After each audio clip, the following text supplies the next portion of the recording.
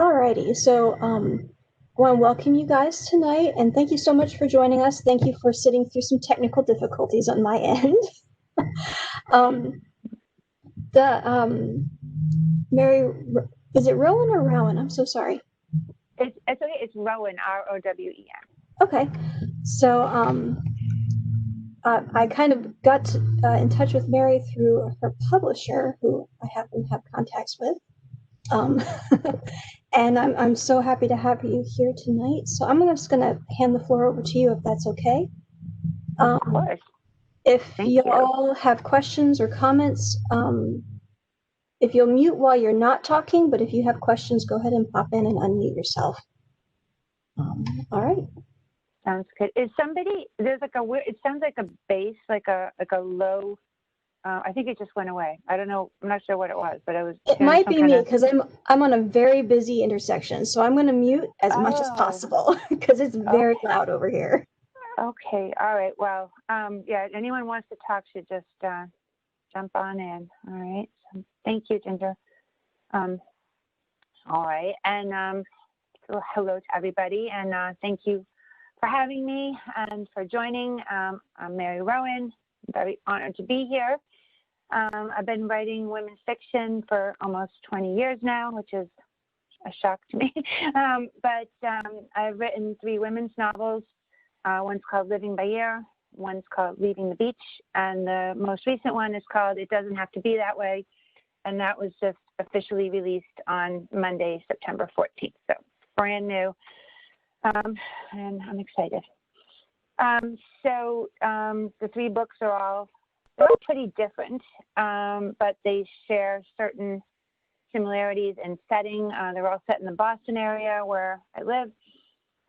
They have similar themes. I guess if you wanted to find a common thread between them, among them, I should say, you'd say that they all feature female protagonists who are going through significant emotional growth spurts. They're a little bit like coming of age stories, except that the women are already adults, but they're coming to terms with who they really are and what they really want from life.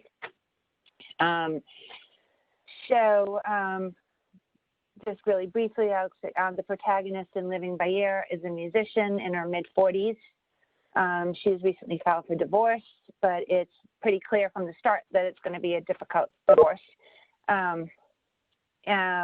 In Living the Beach, the protagonist is a bulimic woman in her late 20s who has managed to survive for years of physical and mental anguish by holding on to this fantasy that she's destined to someday end up partnered with a rock and roll superstar, which is kind of crazy. But then one day she unexpectedly comes face to face with a bona fide rock star who clearly needs help. And all of a sudden it's not a fantasy anymore. And that's sort of where the story starts, where she embarks on something outside of what she's been used to. And that's the story there. Or that's the beginning of the story, I should say. And it doesn't have to be that way. We have a 25-year-old woman. She just has graduated from college a few years ago. She has a good job and what appears to be a promising future, but violent incidents and emotional scars from her past continue to prohibit her from finding true happiness and realizing her potential. And so for the past few years, she's been sort of coasting at work, just sort of hoping that things remain stable until she gets married. And she is convinced that the guy she's dating is someday going to be her husband. And then over the course of a few weeks, both of those parts of her life fall apart, both her job and her boyfriend. And so that's where that story really begins. Anyway, Ginger had asked me to talk a little bit about, is everything okay? Can you guys hear me okay? Is everything good, Ginger? I can hear you. Lauren says that she can't. I'm going to see if I can do some tech help in the chat with her. Okay. Do you want me to stop or should I go on? Go ahead and go on. and I'll see. Okay. Okay. All right. Thank you, Ginger. All right. So anyway, I was going to talk a little bit about the inspiration for these stories, and then I'll read an excerpt from each one. And obviously, anyone that has any questions, please speak up. We have a small group here, so it's great. And anyone that wants to speak up, I hope you do. The excerpts that I have chosen are all ones that relate to the work lives of these three different women. Work is important to them for various reasons, partly because they're women. The characters also struggle to balance the time and energy they spend at their jobs with other aspects of their lives. So I'll start with the inspiration for Leaving the Beach. Leaving the Beach is the first of these three books that I began writing, although I ended up taking a lot of different breaks for different reasons. And during the first break I started writing Living by Ear. And I went back and forth between the two manuscripts for a few years and actually finished and self-published Living by Ear while I was still working on Leaving the Beach.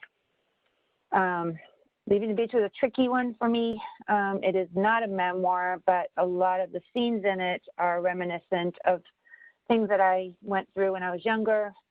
And there were times when it was hard for me to separate the truth and what actually happened from the fiction part. And I was new to writing women's fiction. And so that was one of the challenges that I faced. And one of the things that helped me a lot when I got stuck was one of my really good friends introduced me to the book, the amazing textbook. I have a copy of it here, Story by Robert McKee. And it was actually originally supposed to be helpful to screenwriters and writing screenplays, but I found it, and as many other authors will probably tell you, it can be ridiculously helpful when you're trying to plot novels because there's a lot of the same plot points that you need to look for. And I came to realize pretty late in life, in my 40s, I guess, that I didn't, even though I understood what plot was, I didn't really understand how to plot a story in a way that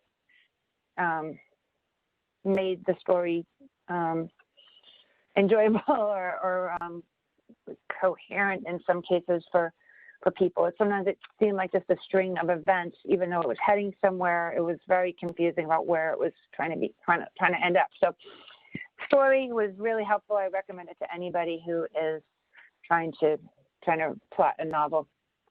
As far as the inspiration for this particular story, I've always been a music person, and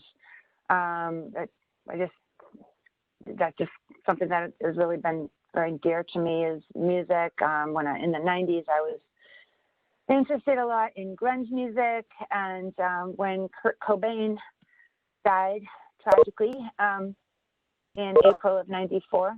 Are we okay with sound there? Hold on a second. Hang on one second. Are we good? I think so. Lauren's sound is not entirely stable, but it's better than it was. So. Okay. All right. Anyway, so Kurt Cobain had just died. Obviously, it was a huge thing, and there was some mystery. Even though he tragically died of suicide. At the time, there was, it was before the internet. It was before email and Facebook and everything. And just, most people got their news from the radio or newspapers, TV, whatever. And a week after Kurt Cobain had died, my roommate and I coincidentally had tickets to go see Pearl Jam in Boston. We went to the show, and I could hear people were saying, people were talking amongst each other, and there was sort of a rumor, not really a rumor, but more just something that people were questioning. And some people were saying, well, maybe Kurt's not really dead. And, and it was, nobody really believed it, but I think it was comforting in some ways to believe that maybe maybe he was still alive. Maybe he had faked his death. Anyway, that was just something that, was going on. A week after that, I went to a party with a friend at a pretty large party, and I met this guy named Mike. Mike and I were talking a bit, and we were both Nirvana fans, and we mentioned, on Saturday Night Live tonight, they're going to repeat one of the shows where Kurt Cobain did one of his iconic performances. And we were both saying, maybe we'll watch it. And so around midnight, we were still at the party. I went inside, looked for a TV, and there was Mike on the couch. He was already watching it. So we watched the show together, and that's when we started dating. Mike's my husband now, and we have 2 kids. So that's a good thing. But a couple of weeks after starting to date Mike, I mentioned to him that I did want to someday be a writer, and I had this idea for a book where a character like Kurt Cobain faked his death, and that is kind of the premise for Leaving the Beach. So anyway, sorry, it's a long story short, but there's a lot of chat, but that's where the inspiration came from. The other thing is the character in Leaving the Beach is bulimic. One thing I had never mentioned to Mike until right before we got married, actually, is that I had been bulimic for since high school, actually, and was still struggling with bulimia. And I, when I talked to Mike about it, this was probably 6 months before our wedding. He encouraged me to get help. I did get help, and that's became, that is also part of the story. The main character in Leaving the Beach is not only is she a music fan, not only is she has she met a character who is a lot like Kurt Cobain, but she's also keeping a secret from pretty much everyone in her life that she's pretty severely bulimic. So that's the inspiration, and the story is a little bit less scattered than what I just said. But anyway. So I will read a little excerpt. This is the protagonist from Leaving the Beach, I should say. It was originally called Grunge, and that's why I sometimes still call it Grunge. But the protagonist of Leaving the Beach is a woman named Erin Reardon, who is in her 20s. She has been working at a whole bunch of different jobs in her life, and again, she's been struggling with her illness and just trying to figure out her life in general. And she starts working at this company where her boss is really kind of a jerk. And one day it's a small company, and one day he and her boss is named Dawn. And one day it's just she and Dawn at work, and he takes her out to lunch. And this is, I'll read some of that scene. It's in the first person, by the way. This is no big deal, I reassured myself. We're just 2 professional people eating lunch together. The waitress came over, and Dawn ordered the haddock plate. I asked for a tuna sandwich. No haddock, Erin, he asked. I wasn't really a fan of fried haddock. No thanks, not today. Okie dokie, said Dawn with a shrug. Turning to the waitress, he said, bring over a couple of beers too, all right? Heineken. He raised his eyebrows and shot me a sly grin. You'll drink a beer with me, won't you, Erin? It had never occurred to me that Dawn drank when he went out to lunch, and I wondered if the alcohol would make me too sleepy to work later on. 2 Heinekens, asked the waitress, and I nodded, sitting up straighter. You're quiet today, said Dawn. How come? I folded my hands and looked down at my thighs. I don't know. Well, he said with a wink, if you were this quiet with a customer you took out to lunch, you'd have a hard time closing the deal. What an odd thing to say. I'll just say that she is a customer service rep. She works on the phone. She doesn't take customers out for lunch. So she's surprised by his comment. What an odd thing to say. Still, I forced a smile. I guess that's why I don't take customers out to lunch. I'm much better on the phone. The waitress dropped off our beers, and Dawn grinned widely enough to provide a full view of the gold crowns on his back teeth. Oh, I doubt that, he said with a half wink. I'll bet you're great in the flesh. The hair on my forearm stood up. I mean, had he just made a sexual innuendo? Thankfully, he laughed right away. Hey, I'm sorry, Erin. That came out all wrong. I'm used to Amy and Tara's humor. The girls and I can get a little crude sometimes. Pressures of the job, you know? He took a big gulp of beer, and I followed his lead. It's okay, I said. But my heartbeat increased, and my breathing grew shallower. I hoped the food would hurry up and arrive so we could eat and get back to the office as soon as possible. Don let out an exaggerated sigh. Oh, good. I'm glad you understand, especially since you and I might start spending more time together soon. Why? I asked, much too quickly. Why what? I took a sip of beer and avoided his gaze. I mean, why would we spend more time together? Don's ass touching had been happening more frequently, and I'd actually developed a sick kind of crush on him. Sick because he was Don. Salon Don, dirty Don. And I should put in here that Dawn has been sexually harassing Erin at work, and she hasn't told anyone about it because it's embarrassing for her, and she's not used to this kind of attention, and so it's all just an awkward situation, to say the least. He raised his eyebrows again. Erin, I'm seriously thinking of moving you into an outside sales position. Tara and Amy can't handle all our customers alone anymore, and who's better for that job than you? You're a great little sales lady, and you always rise to the challenge, don't you? Some of the beer from my stomach found its way back into my mouth. But what about Claire? I couldn't fathom the possibility of being promoted ahead of her. Claire had worked at the company much longer than I had, and her sales ability far exceeded mine. Oh, no, said Dawn. The discussion is not about Claire. It's about you. Let's stay focused. Yeah, but... He raised his hand to stop me from saying any more. No, I shouldn't even say this, Erin, but for the record, Claire doesn't have the necessary skills for outside sales. If she did, I'd have her out here on the street right now as we speak. She does well on the phone, but in person she comes across as sloppy and bored. Like she's got better things to do. There's no hunger in her eyes, but you've got that, Erin. Hunger, and I like it. I'm going to skip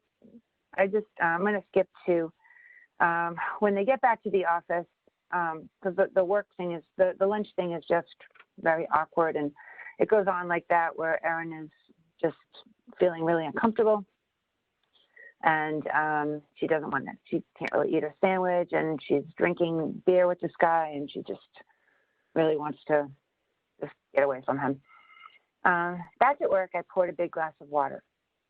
There was always a random collection of cups and glasses on the table near the water cooler, none of which ever looked clean. Normally, if I needed one, I'd scrub it with soap and hot water in the bathroom, but that day I didn't care.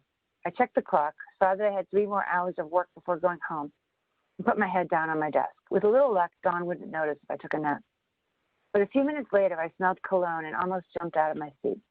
You left this in the car, said Dawn, holding the brown paper bag with my uneaten tuna sandwich inside. And feel free to relax. Drinking beers at lunch is an acquired skill. You got to work up to it. He had that amused grin on his face again, as if he could see something secretly funny. And hey, he continued, why don't you join me in my office, honey? We never finished our talk. I saw something flicker in his eyes, and when he breathed, I caught a whiff of toothpaste. He'd called me honey plenty of times before, but that afternoon it sounded more lovey-dovey. Reaching out, he took my hand in one of his. Then he put his other hand on my butt. I knew exactly what was happening, but I went with him anyway. All right, so that's that story. I don't know if did Lauren end up leaving the call? I think so. Okay. So All right. Should we continue anyway? if you want to, yeah. So like I said, we're gonna show it online later for folks who couldn't make it. So Okay. All right. Is the audio and everything okay? for me, it is, yeah. Okay. All right. Good. That's good for me too. Okay. All right. Excellent. All right. So, the living by ear is a little simpler. Somewhere around 2006, I was still working on leaving the beach, and I was feeling really frustrated. The story was just not coming together the way I wanted it to. Both my kids were in elementary school. I had a terrible part-time job that was just, I don't really want to talk about too much, but I was basically trying to set up appointments with this, for data security company, and I was working from home. I was doing the job because it allowed me a couple hours in the day to write while still earning a living and helping to pay the bills. And but it was awful, and I hated it. And one day I went downtown on the subway, and I saw this guy, a busker, so a subway musician, and he was playing guitar and singing, and he was fine. He wasn't great or anything like that, but people were really into him, and they were tossing money in his case, and it reminded me of when I was a lot younger, and I was in college, and I was doing a year abroad, actually, in Europe, and I went to Paris with a friend of mine, and we went out to a cafe one night, and there were some street musicians, and my friends, we could both play guitars and sing a bit, and we were just getting into the scene and talking to the musicians, and they gave us their guitars for a song, and they said, "Why don't you guys, play a song?" And we did, and it was really fun, and it's one of a memory that just always, I love that memory. It was just a good night, and every time I see that friend, we talk about it, and it was just a cool thing. So after I was still working. Now I'm back in 2006, and I'm working this crummy job, and I seen this busker downtown, and I was talking to my family at dinner, and I said, "Gosh, I could probably make just as much money bringing my guitar down to downtown Boston and playing songs, and I think I want to quit my job. I just hate it, and I was sort of just blowing off steam. I wasn't really going to do it, but the reaction I got from my family was just crazy. One of my kids was just like stunned, and believed me, and said, "You're not actually going to do that, are you, Mom? Like you're not going to go out on the street with your guitar." I was like, "I don't know. I'm actually starting to think about it, because I don't think I can do this job much longer."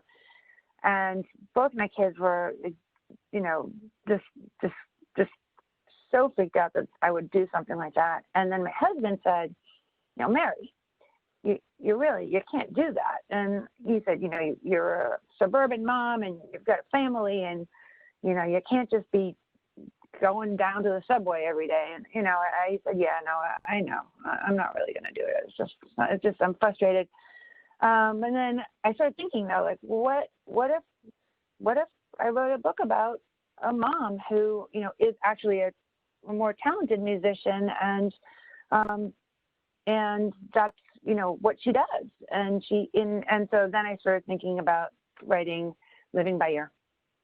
And so Living by Ear is about a woman who is a street musician, and a talented one who has a pretty good life, and then a life that makes her happy. She's not wealthy, but she has enough, and she has friends, and she, up until recently, has had a boyfriend who has moved away, and so she's just living her life and entertaining people. And one day, this guy, who reminds her a lot of JFK Jr., comes up to her and starts talking to her. He is the lawyer. She doesn't know that at the time, but he's just a well-dressed guy, and kind of the polar opposite of her, the way she's dressed and the way she's been living. And he comes up to her and starts saying, "You could do a lot better if you went pro instead of playing on the street." So I'll read a little bit of that. He raises his eyebrows. "You could make so much more money, have a better lifestyle." I hate the way he's assessing the sparse collection of quarters and crinkled dollar bills strewn against the purple lining of my guitar case, because they don't paint an accurate picture. Sure, mornings can be rough, but later in the day, after lunch or a few cocktails, people will dig deeper into their pockets. Besides, I adore my lifestyle. I wish I could explain to him how I wear these old hippie bell bottoms from the Goodwill because they're cool, not because I'm poor. And that MTV is nothing but a giant money-grubbing corporation that pigeonholes artists and sucks the creativity out of our music. But this guy wouldn't understand that. My life's great the way it is, I say. The JFK Jr. guy nods, maintaining full eye contact. Fair enough. But if you made a record, more people would have an opportunity to hear you. You're obviously quite gifted. I let out a snort. People listen to me because they don't want to go to work. But I'm just being modest. In fact, my biggest audiences tend to gather during the 5 o'clock rush hour when folks are heading home for dinner or whatever. I've seen countless commuters miss their evening trains to hear me finish a song.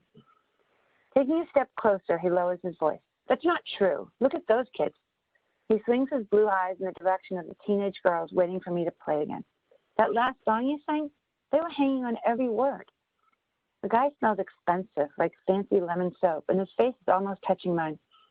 My insides turn squishy, and I toss a few purple and green braids over my shoulder. The rainbow colors can be tricky to maintain, but they're sort of my trademark. I do it myself, too. I've learned how to bleach out the natural brown color. Then I dye individual strips of red, green, blue, and purple and braid it in crazy ways. Well, that's good. I work hard on my lyrics. Listen, he says, I'd love to buy you dinner tonight. Thanks, I tell the guy in my most professional tone, but really, I'm good. Still, I can't help noticing his lips, which look incredibly soft and strong. I wonder if he does a lot of kissing. Meanwhile, the teenage girls are starting to fidget. A couple of guys in construction hats come strolling over, and one drops a dollar bill into my case.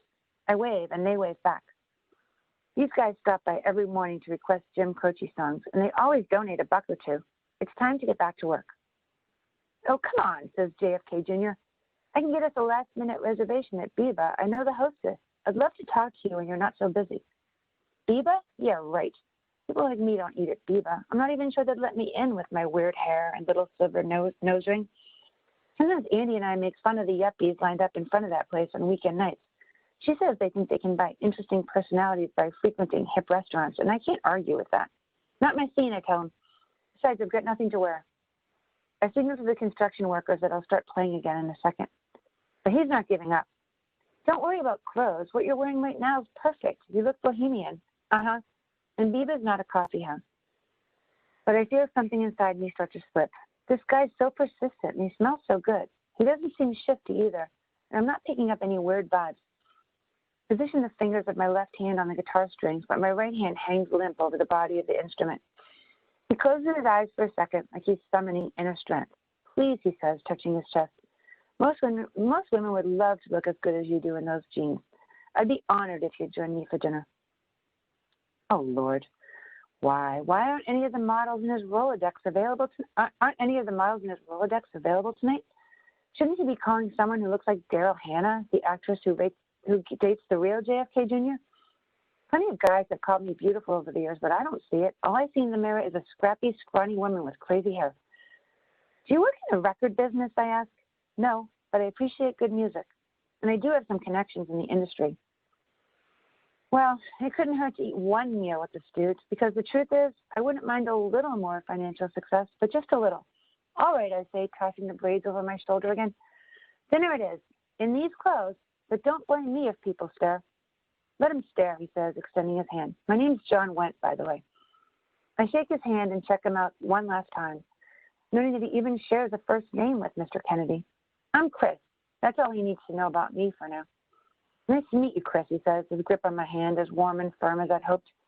I'll see you back here around 7. Then he turns and saunters off toward Back Bay. I take a gulp of Diet Coke and let out a major sigh. You okay, honey? It's one of the construction workers. Oh, yeah, fine. That fellow wasn't harassing you, was he? No, I laugh as my face heats up and I start playing Time in a Bottle. But I'm not in the song the way I usually am. All right, so that's Living by Ear. And as that book goes on, the first chapter in that book is when we see Chris heading into divorce court. It's 16 years later. She and John have married. They have 2 kids, and she's realized that she is not. They live out in the suburbs, and she's come to realize that she does not want to live this suburban lifestyle anymore. She wants to try to get back into music. Her husband has not been very supportive of her music, to say the least, and that's where that story starts. Any questions or anything at this point, or go on to number 3? Yeah, if you want to. And What do you think? I got a tickle out of it. The construction worker is usually the one you equate with a harassment. Yeah. Yeah. Yeah, I know. Yeah, the guy she married turns out to be a real piece of work, I guess, as you say. But, they do stay married for a number of years. And so her kids are also, when she tells them that she's going back into music, they're pretty upset. They can't imagine their mom, who they know is like the PTO woman and the mom and, the person who volunteers at school and stuff like that. Like, oh, she says she's going to go back and maybe start playing on the street again. And they're I mean, that's just part of the story. There's a whole bunch of other threads that come into it too. But when she when she marries the guy, is it just kind of this slow giving into the pressure of being the modern mom? Because I think a lot of women know that pressure. Yeah, it's, I mean, she basically, there's the boyfriend she had before she meets this guy, John. She had a real connection with him. And when he went to California, it was only going to be for a short time. But again, this story is set in the 90s. So, he's not calling her, their boyfriend, her ex-boyfriend. There's no email. There's no real way to know what's going on with him. And so when she meets this guy, John, and she starts to get to know him, it's a much easier life. I mean, he comes from a really well-off family. He's got a very good career, and his life promises her security that she's starting to realize as she's approaching 30, that she maybe she needs to do something different. And he is very supportive of her music when they're dating. It's not until they get married and they have children pretty quickly that he starts to really push her into focusing on the family and not being so, as he calls it, selfish, that she would want to do something else. So that's really the story is really about, what is selfish. And, this book has been published a couple of different times. I was with a different hybrid publisher before Evolved. And so I've done a lot of book groups with that book. And it's really interesting to me sometimes when people who have read the book, especially women who have read it, they either really support Chris and, they're so glad that she's making this decision to divorce her husband and start to have her own life back. And there's other women who say they hate her and they find her horribly selfish. And here she has this husband who has not been a great husband. He's cheated on her and everything, but yet he wants to make it work, and he's willing to now go to therapy. And why wouldn't she, give it, and so it's interesting to just get different people's perspectives on it. And I think, it's always surprising to me when because I feel certain ways, obviously, but not everyone does. So, I don't know. I suspect at some level there's a lot of women out there who can kind of see themselves in it, and maybe they like it, or maybe they really don't. My husband's sitting there in the left-hand corner of my screen, so I don't want to make him feel like I'm calling him out. But it's one of those things. It's always been easier for me to be a career woman. Being a mom is actually kind of hard for me. And a lot of my friends growing up, the girlfriends I had growing up, they don't really understand that. So I suspect I would see this character much differently than they would. Yeah, I agree. I mean, it's a balance, and yeah. I mean, I don't know how old your kids are now. My kids are in college now, and middle school. Middle school, okay, yeah. Yeah, it's there's always that balance between when you're your work and being a mom, being supportive, and it's interesting. But all right. So it's 6:45. Do you want me to talk about it doesn't have to be that way, or do you want to? Where do you want to go with this? Maybe not necessarily read from it, but if you want to go over your inspiration for it and Okay. kind of plug it a little, because I'm on a different computer, so I don't have my slides, but we can get your website and everything into the internet verbally. Okay. All right. Well, this one's easier anyway, and that's great about not reading from it. There's no real need. I just thought that was part of it. But okay. So let me give you a little bit of about background. The two main characters. The protagonist is a woman named Molly. She's a 25-year-old woman who has a history of violence in her past that has really made it hard for her to function completely the way she wants to. She never can really find happiness because there's unresolved stuff in her past. And when I originally started to think about writing this book, I thought I was going to have the protagonist be her neighbor. It's a story about this woman who's 25 and her 72-year-old neighbor who is a divorced ham radio operator. And it's a friendship story. It's definitely not a romance in any way, certainly not between those two people anyway. But it's a story just about an intergenerational friendship and how this woman and this man end up helping each other because, as it turns out, he has violence in his past as well. And a lot of it's not like any clear. The stories and the situations that they've been involved in are gray areas for both of them. They're never really sure how much they're to blame for, and how much is just circumstance. And they both have complicated stories with violent histories, with their violent histories. The ham radio part. So when I was pregnant with my second child, I just found out I was pregnant, and also just found out that the pregnancy might have some issues, some health concerns. So, and my parents, my mom and dad, had every week they would come down and babysit our toddler, who was a year and a half. And like I said, we just found out about this new pregnancy. We hadn't told our parents or anybody else, and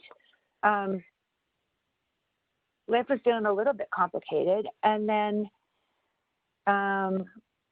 one day, the day after my parents were babysitting our son, my dad died of an aneurysm. He had been perfectly healthy as far as anyone could tell the day before. He was, taking my kid out for a walk in the carriage in the winter, and he was a pretty rugged guy, and then he was dead. And we had this pregnancy that we hadn't told anybody about, that we were worried about. And my mother, who is 9 years younger than my dad, was suddenly widowed, and just this really horrible, shocking grief, which, in the age of COVID maybe doesn't seem quite as crazy as it did then. I mean, it was so chaotic and so upsetting. And that was 2001. So I ended up, that was February of 2001. I ended up moving back home with my mom, with my son, my toddler. We got another crib because my husband was working in Boston, and I moved back in with my mom to just help her with her grief. And then 9/11 happened, and the world was thrown into some more chaos. And then our daughter was born. And I guess the reason I'm saying all this is that I don't think I ever actually fully processed my dad's death, because there were so many other things going on. And I have two brothers, and there was just everything.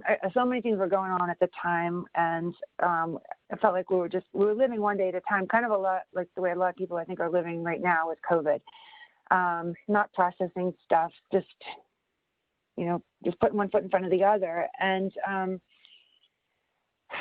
so life went on, and after I had originally published Leaving the Beach and Living by Ear with this other publisher, I started to work on a third novel, and I realized all of a sudden that I wanted I thought it would be the main protagonist, turned out to be sort of the secondary character. I wanted him to be a 72-year-old ham radio operator.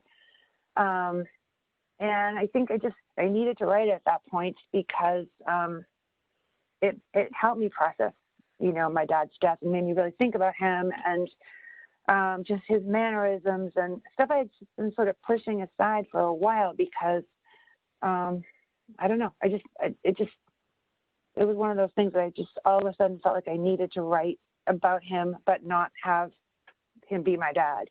And so that's the inspiration. And the story is about a friendship between this younger woman, a 25-year-old woman, and this older man who is not, by the way, always the, wise old guy. I mean, he's got a lot of stuff to deal with, as does she. And, they help each other. And there's a lot more plot in the story than just that. I mean, they both get involved with different people, and there's, their backstories start to come back to them. And so, yeah, and I will not read from that. So I guess that's it. But it's, I'm proud of the story. I'm proud of the way it came out. And, I'm glad it's out in the world finally, because it's been a long time. Yeah. I think the number of people I know who do writing or narrative work of different types, they do process their life experiences through their writing or their I really find that fascinating because I myself can't write for anything. I was going to ask if you're a writer, since you're married to a writer. No, I am not a writer. But I've seen William process some difficulties with him growing up, and his parents' divorce, and I've seen other people process the deaths of family members or other tragedies that they've experienced on kind of the macro level. And I think it's fascinating to watch as the words get constructed, because you can kind of watch the gears come together in the writer's head too. And I've kind of admired that skill in other people.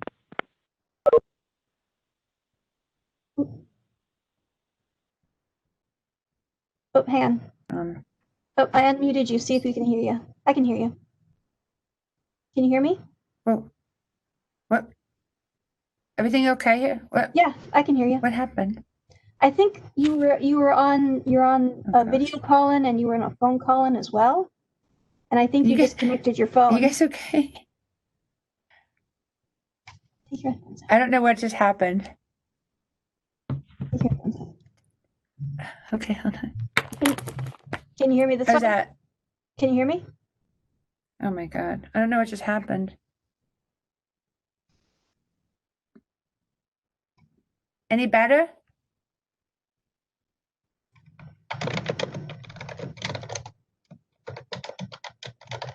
You can hear me? Okay, I can't hear you for some reason. I'm not sure why. Okay. Okay. How's that? Can you hear me now? Yes, yes. Oh, yes. I don't know. Okay. Did the music start playing for you guys? No. Oh, good. Oh, good. Was it Nirvana? I don't know what it was. It was on my phone. I think it was just something like. Okay, the call-in session that you had disconnected, and then your sound went out. So I think you were using the video on one call and the sound on another call, and you dropped. So good. I've got you here now. All right. Sorry about that. Oh my No God. worries. Very technical. No worries. But if you want, we can wrap it up. If you want to let folks know where to buy your books and where to find you online. Sure.